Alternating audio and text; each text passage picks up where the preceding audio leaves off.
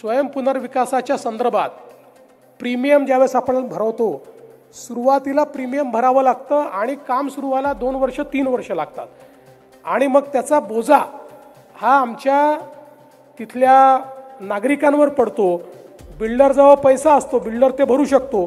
अनेक वेळा स्वयं पुनर्विकासामध्ये लोक याकरता येत नाहीत की आधीचे पैसे कुठनं भरायचे, आणि आता आपण मागच्या काळामध्ये त्याच्याकरता मुभा दिली आणि आपण सांगितलं की हे पैसे 3 वर्षात भरता येतील, पण आपण त्याच्यामध्ये एक रायडर टाकला, 3 वर्षात भरा पण त्याच्यावर 8.5% व्याज आपण घेतो। त्याच्यामुळे प्रॉब्लेम काय होतो की हा जो काही सोसायटीवाला असतो याला बँकेचंही व्याज भरावं लागतं आणि प्रीमियमचंही व्याज भरावं लागतं, म्हणजे डबल व्याज त्याला भरावं लागतं त्या ठिकाणी। आणि म्हणून आज मी घोषणा करतो, स्वयं पुनर्विकासाच्या बाबतीत हे व्याज रद्द केलं जाईल।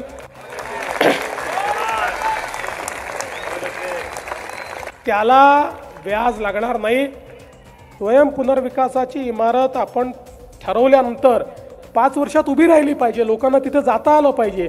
या दृष्टीनं 3 वर्षाकरता या संदर्भात जी काही व्याज माफी आहे ती व्याज माफी आपण देऊ।